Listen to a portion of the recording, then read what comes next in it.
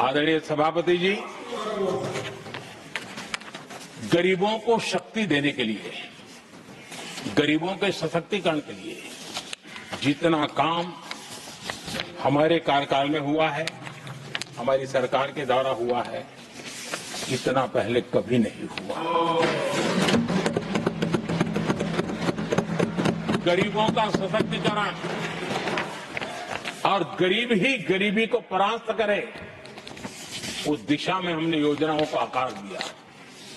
और मुझे मेरे देश के गरीबों पर भरोसा है, उनके सामर्थ्य में भरोसा है। अगर अवसर मिल जाए ना, तो वो हर चुनौतियों को पार कर सकता है। और गरीब ने करके दिखाया है। योजनाओं का लाभ लेते हुए, अवसरों का फायदा उठाते हुए, सशक्तिकरण के माध्यम से 25 करोड़ गरीबी को परास्त करने में सफल। 25 करोड़ लोगों को गरीबी से बाहर निकालना, ये हमारे लिए गर्व का विषय है कि हमने एक बहुत बड़ा काम किया है। जो लोग गरीबी से निकले हैं, कठोर परिश्रम करके निकले हैं, सरकारी पर भरोसा करते हुए, योजनाओं को आधार बना करके, और आज गरीबी से निकलकर वो एक न्यू मिडिल क्लास हमारे देश में अर्जित हुआ है। आदरणीय सभापति जी, मेरी सरकार इस न्यू मिडिल क्लास और मिडिल क्लास के साथ डट करके खड़ी है और बहुत कमिटमेंट के साथ हम खड़े हैं। हमारे न्यू मिडिल क्लास और मिडिल क्लास की आकांक्षाएं आज देश के लिए गति देने वाली शक्ति है। हमारे देश की एक नई ऊर्जा है, देश की प्रगति का सबसे बड़ा आधार है। हम मिडिल क्लास के, न्यू मिडिल क्लास के सामर्थ्य को बढ़ाना चाहते हैं। हमने मिडिल क्लास के लिए एक बहुत बड़े हिस्से को टैक्स में इस बजट में जीरो कर दिया।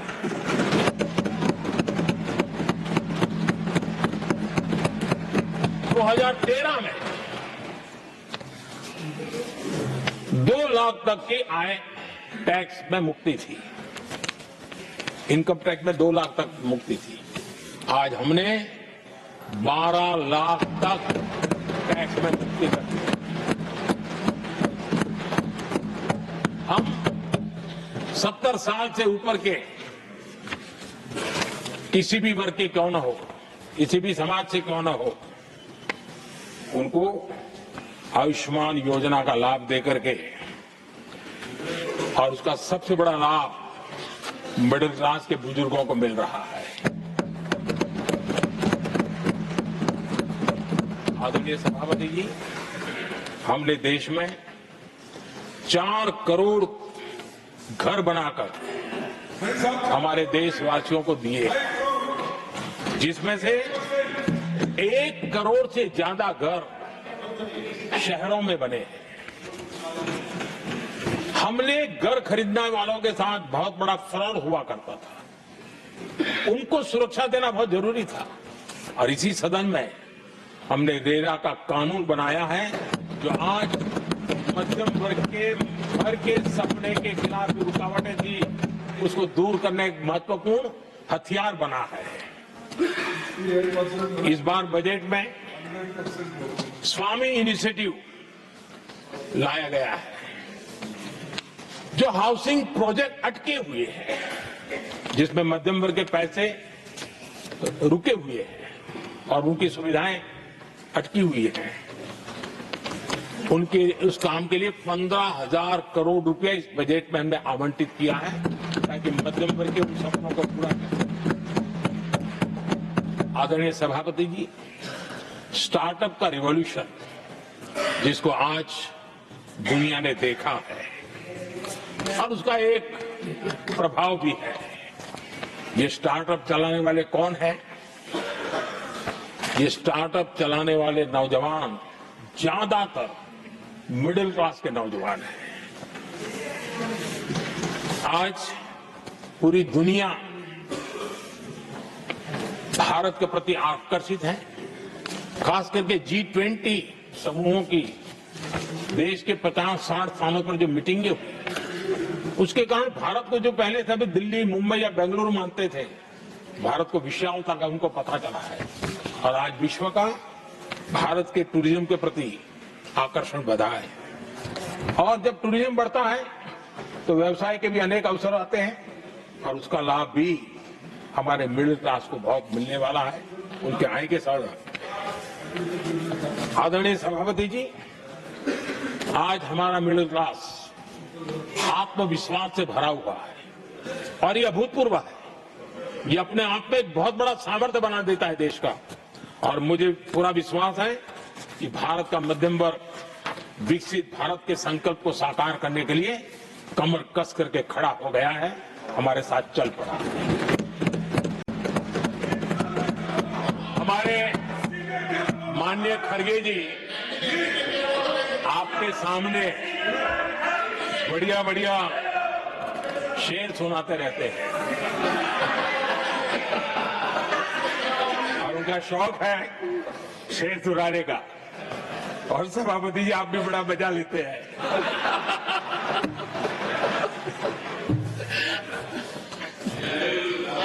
एक शेर मैंने भी कहीं पढ़ा था,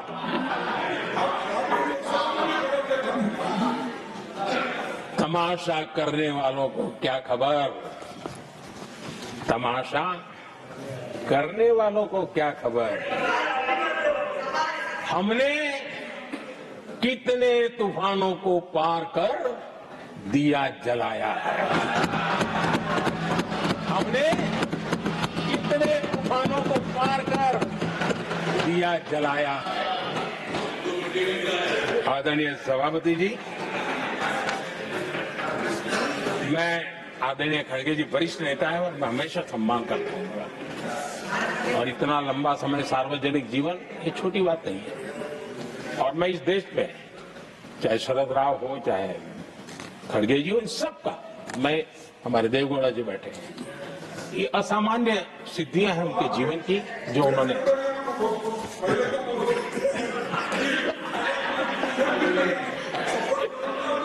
ऐसा है। खड़गे जी, आपको आपके घर में तो ये बातें सुनने को नहीं मिलेगी, नहीं बता दिया।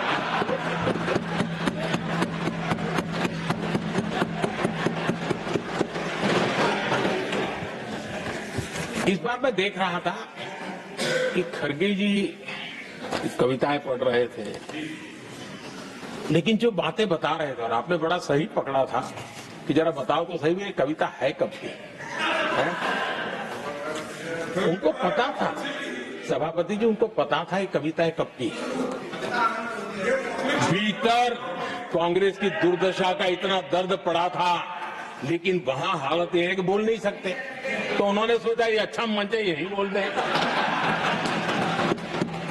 और इसलिए उन्होंने नीरज की कविता के माध्यम से उनके घर के हालात यहां प्रस्तुत किए। आदरणीय सभापति जी,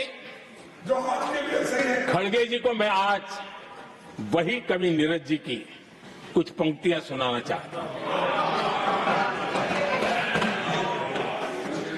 कांग्रेस सरकार का जो दौर था उस समय नीरज जी ने ये कविताएं लिखी थी और उसमें उन्होंने कहा था, है बहुत अंधियारा, है बहुत अंधियारा, अब सूरज निकलना चाहिए, अब सूरज निकलना चाहिए, जिस तरह से भी हो ये मौसम बदलना चाहिए, जिस तरह से भी हो ये मौसम बदलना चाहिए। नीरज जी ने कांग्रेस के उस कालखंड में ये कविता कही। 1970 में जब कांग्रेस, अरे चारों तरफ कांग्रेस ही कांग्रेस का राज चलता था, उस समय नीरज जी का एक और कविता संग्रह प्रकाशित हुआ था, फिर दीप जलेगा। हरिवंश जी तो अभ्यासु हैं तो उनको भली भांति पता है। उस समय उनका यह संग्रह प्रसिद्ध हुआ था, फिर दीप जलेगा। उसमें उन्होंने कहा था, और ये बड़ा महत्वपूर्ण है, नीरज जी ने उस समय कहा था, मेरे देश उदास न हो। नीरज जी ने अपनी कविता में कहा था, मेरे देश उदास न हो, फिर दीप जलेगा, तिमिर ढलेगा। और हमारा सद्भाग्य देखिए, हमारे प्रेरणा पुरुष अटल बिहारी वाजपेयी जी ने भी 40 साल पहले कहा था, सूरज निकलेगा, अंधेरा छटेगा, कमल खिलेगा।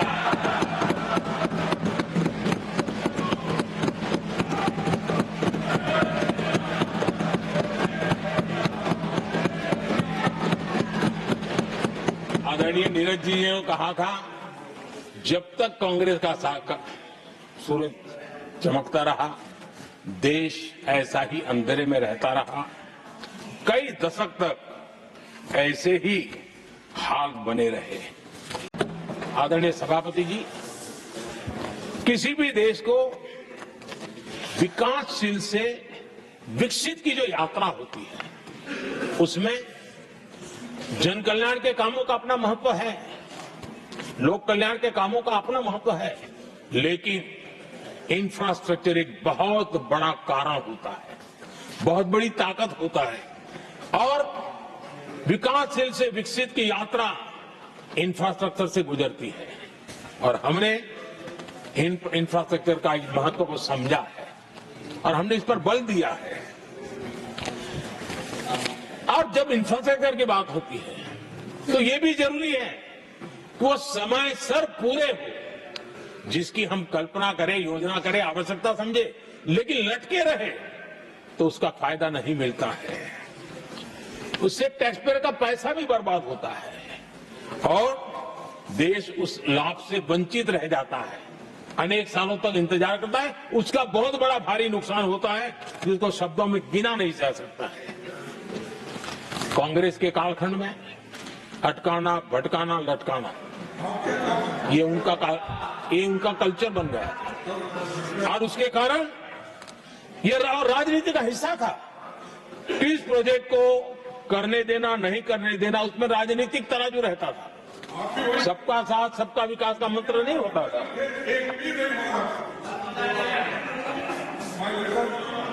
इस कांग्रेस कल्चर से मुक्ति पाने के लिए हमने एक प्रगति नाम की व्यवस्था बनाई और नियमित रूप से मैं स्वयं इस प्रगति प्लेटफॉर्म के माध्यम से इंफ्रास्ट्रक्चर का प्रोजेक्ट का डिटेल मॉनिटरिंग करता हूं। कभी ड्रोन से भी उस एरिया की वीडियोग्राफी और लाइव इंटरेक्शन करता हूं, काफी मैं उसमें इन्वॉल्व रहता हूं। करीब करीब 19 लाख करोड़ रुपए के ऐसे जो प्रोजेक्ट अटके पड़े हुए थे किसी न किसी कारण से, राज्य और केंद्र का कोऑर्डिनेशन नहीं होगा, एक डिपार्टमेंट का दूसरे डिपार्टमेंट से कोऑर्डिनेशन नहीं होगा, फाइलों में कहीं लटका पड़ा होगा, इन सारी चीजों का रिव्यू करता हूं। और ऑक्सफोर्ड यूनिवर्सिटी ने उस पर अध्ययन किया, इस प्रगति के हमारे इनिशिएटिव पर, और बहुत बड़ा उसने अच्छा रिपोर्ट दिया है। और उसमें उसने एक बहुत बड़ा सुझाव दिया है। उसने कहा, प्रगति के इनिशिएटिव के बारे में कहा, उन्होंने कहा प्रगति के अनुभवों से सीखते हुए अन्य विकासशील देशों के पास भी इंफ्रास्ट्रक्चर के विकास में क्रांति लाने का एक मूल्यवान अवसर है। ये प्रगति को सभी डेवलपिंग कंट्रीज के लिए उन्होंने ये सुझाव दिया। पहले काम कैसे होते थे, मैं तथ्यों के साथ कुछ उदाहरण देना चाहता हूं ताकि पता चले कि कैसे देश को नुकसान किया गया है। मैं ये नहीं कह रहा हूं हर कुछ एक ही व्यक्ति ने जानबूझ के किया होगा, लेकिन कल्चर डेवलप हो गया और उसका परिणाम हुआ। अब देखिए उत्तर प्रदेश में हम एग्रीकल्चर, किसान, भाषण तो बहुत बढ़िया दे देते हैं, अच्छा लगता है, भड़काने का काम करने में क्या जाता है, वो जो इन्वेस्टमेंट तो है ही नहीं, भड़काते रहो दुनिया को, तो काम तो करना नहीं है। उत्तर प्रदेश में कृषि के लिए एक अहम योजना थी, सरयू नहर परियोजना। सरयू नहर परियोजना 1972, सोचिए साहब, 1972 में स्वीकृत हुई थी, 5 दशक तक लटकी रही। 1972 में जिस योजना को सोचा गया, योजना बनी, फाइल पे स्वीकृत हो चुकी, 2021 में हमने आकर के इसको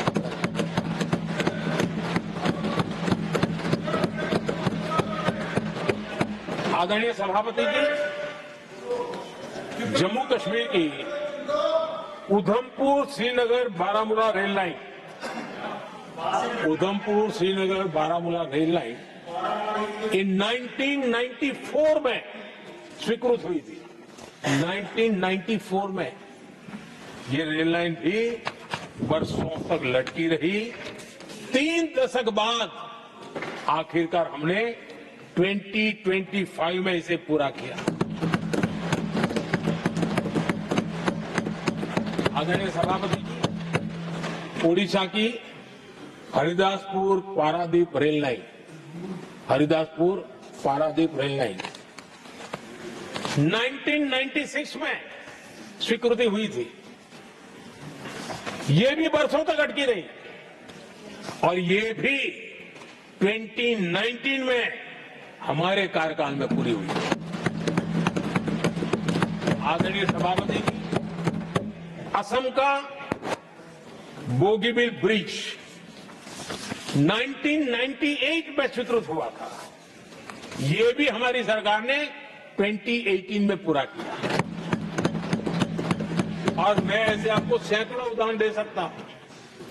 अटकाना, लटकाना, भटकाना, ये कल्चर कितने देश को बर्बाद किया है, सैकड़ों उदाहरण दे सकता हूं। आप कल्पना कर सकते हैं, कांग्रेस ने अपने कार्यकाल में देश के लिए, देश जिसके लिए हकदार था, जो होने की संभावनाएं भी थी, इस प्रगति का न करते हुए कितनी बर्बादी की है, इसका आप अंदाज लगा सकते हैं।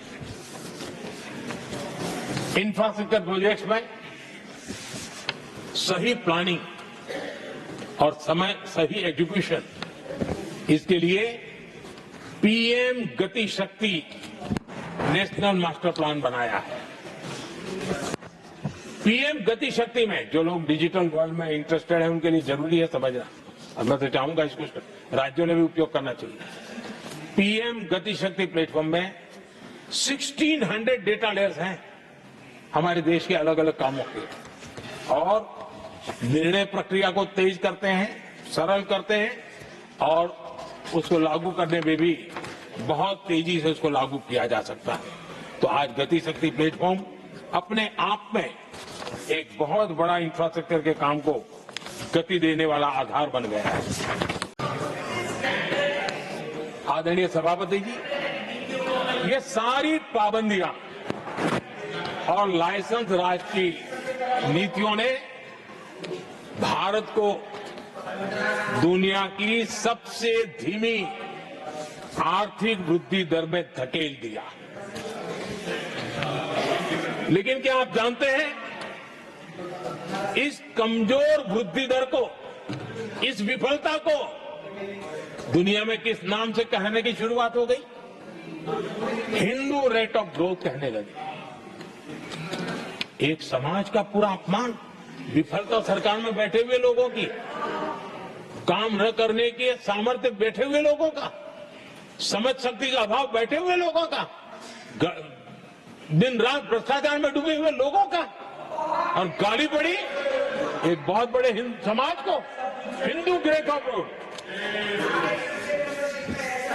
आदरणीय सभापति जी, शाही परिवार के आर्थिक कुप्रबंधन और गलत नीतियों के कारण पूरे समाज को दोषी ठहराया गया और दुनिया भर में बदनाम किया गया।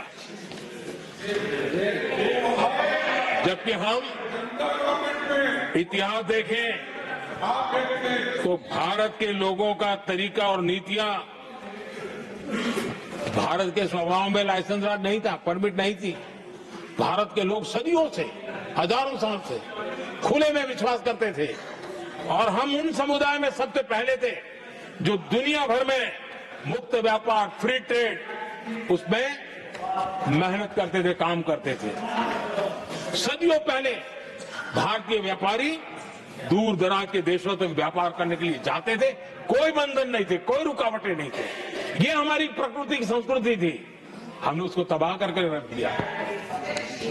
आज जब पूरी दुनिया भारत की आर्थिक क्षमता को पहचानने लगी है, आज दुनिया तेज गति से आगे बढ़ने वाले देश के रूप में देख रही है, तो आज दुनिया भारत रेट ऑफ ग्रोथ दुनिया देख रही है और हर भारतीय को इसका गौरव है। और हम अपनी अर्थव्यवस्था का विस्तार कर रहे हैं।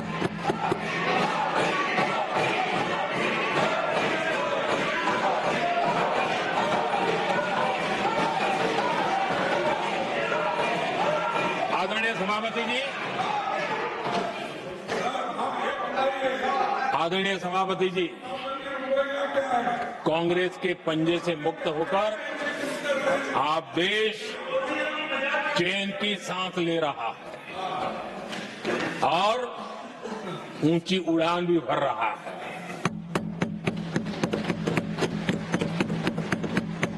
कांग्रेस के लाइसेंस राज और उसकी कुनीतियों से बाहर निकलकर हम मेक इन इंडिया को बढ़ावा दे रहे हैं। भारत में मैन्युफैक्चरिंग बढ़ाने के लिए हमने पीएलआई स्कीम शुरू की, एफडीआई से जुड़े रिफॉर्म्स किए। आज भारत दुनिया का दूसरा सबसे बड़ा मोबाइल प्रोडक्शन वाला देश बना है। पहले हम ज्यादातर फोन बाहर से इंपोर्ट कर रहे थे, अब हमारी पहचान एक मोबाइल एक्सपोर्टर के रूप में बनी है। आदरणीय सभापति जी, आज भारत की पहचान डिफेंस मैन्युफैक्चरिंग की बनी है। 10 साल में हमारा डिफेंस प्रोडक्ट्स 10 गुना एक्सपोर्ट बढ़ा है। 10 साल में 10 गुना बढ़ा है। आदरणीय सभापति जी, भारत में सोलर मॉड्यूल मैन्युफैक्चरिंग भी 10 गुना बढ़ गए हैं। आज हमारा देश दुनिया का दूसरा सबसे बड़ा स्टील प्रोड्यूसर देश है। 10 सालों में हमारा मशीनरी और इलेक्ट्रॉनिक एक्सपोर्ट तेजी से आगे बढ़ा है। बीते 10 सालों में भारत का टॉयज एक्सपोर्ट 3 गुना से ज्यादा बढ़ गया है। इन्हीं 10 सालों में एग्रो केमिकल एक्सपोर्ट भी बढ़ा है। कोरोना के कालखंड में हमने 150 से ज्यादा देशों को वैक्सीन और दवाइयां सप्लाई की। मेड इन इंडिया, हमारे आयुष और हर्बल प्रोडक्ट का एक्सपोर्ट भी बहुत तेज गति से बढ़ा है और बढ़ रहा है। आदरणीय सभापति जी, खादी जो कांग्रेस ने की तो सबसे बड़ा एक काम करते रहे खादी के लिए, तो भी मुझे लगता है हाँ ये आजादी के आंदोलन के लोगों से कुछ प्रेरणा आगे बढ़ा रहे हैं, वो भी नहीं किया। खादी और विलेज इंडस्ट्री का टर्नओवर पहली बार 1.5 लाख करोड़ से ज्यादा हुआ। 10 साल में इसका प्रोडक्शन भी 4 गुना हुआ है। इस सारी मैन्युफैक्चरिंग का बहुत बड़ा लाभ हमारे एमएसएमई सेक्टर को मिला है। इससे देश में बड़ी संख्या में रोजगार के अवसर तैयार हुए हैं।